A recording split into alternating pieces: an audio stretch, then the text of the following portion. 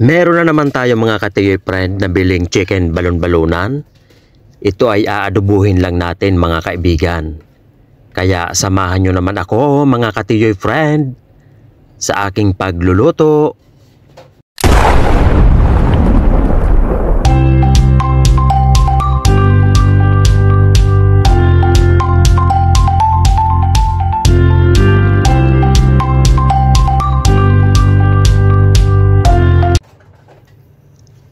Malinis na mga katiyoy friend ang ating nabiling chicken gizzard.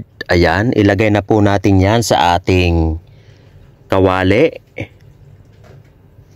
Ang ating gagawin lang dyan mga katiyoy friend ay papakuluan lang natin yan at papalambutin lang natin. Ayan, inilagay na po natin lahat ang ating 1 kilong chicken gizzard. Lagyan lang natin yan ng kunting asin. At syempre lalagyan po natin yan ng tubig. So ayan, papalambutin lang muna natin yan ng mga 30 minutes.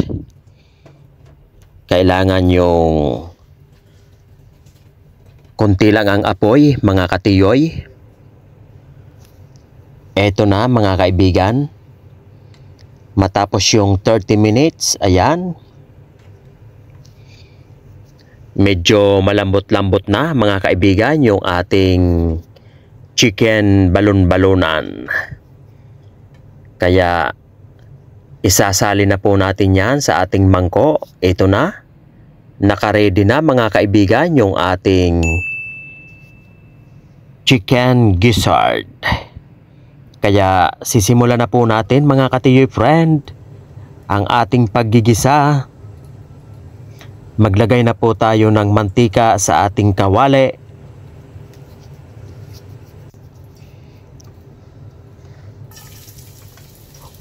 Siyempre unang igigisa po natin mga kaibigan yung ating luya.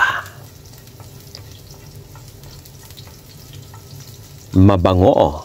Naaamoy ko na ang ating luya mga katiyoy friend. Ang aroma ng ating luya. Isunod na po natin yung ating bawang at sibuyas.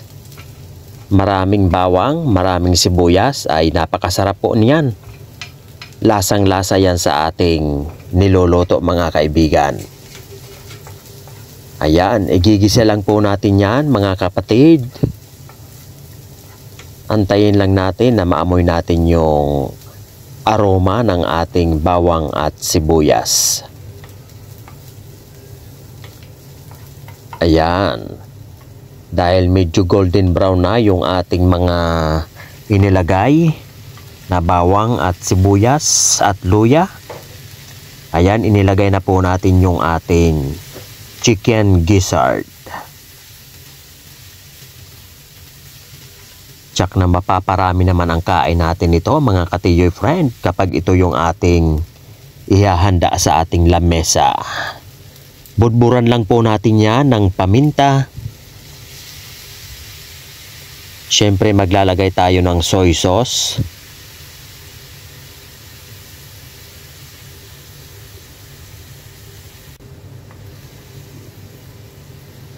Ayan. Halo-haloin lang muna natin.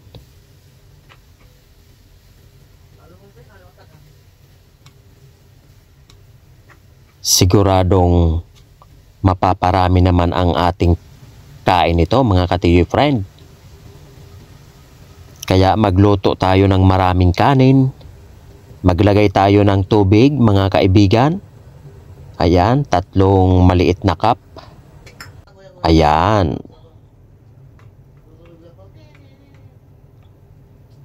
Ayan, tatakpan lang muna natin yan mga katiyoy friend at papalambutin lang uli natin yan.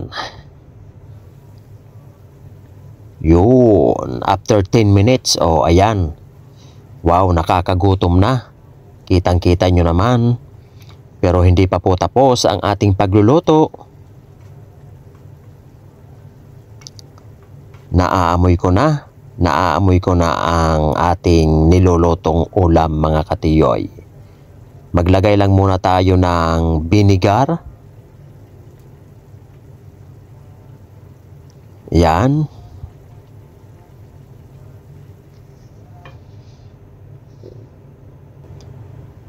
Takpan lang natin yan ng ilang minuto. Ayun. Talaga naman, oo.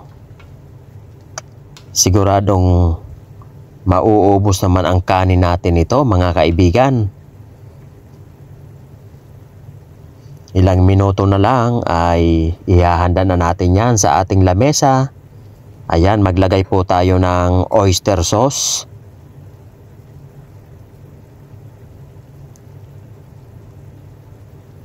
Siyempre, maglagay din tayo ng sugar para yung lasa ng ating niluluto ay talagang sigurado ito, mga katiyoy friend. Mapaparami ang kain natin ito. Ayan.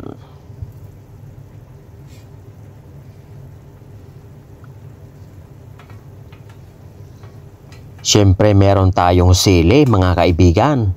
Masarap kapag merong sili ito, mga katiyoy. Siguradong mas gaganahan tayo nito sa ating pagkakain kapag yung ating pagluluto ng chicken balon-balunan ay maanghang-anghang.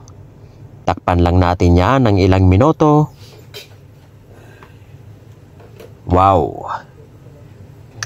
Talagang napakasarap ng ating niluluto ngayon. Siguradong nagugutom na kayo, mga katiyoy friend. Yun.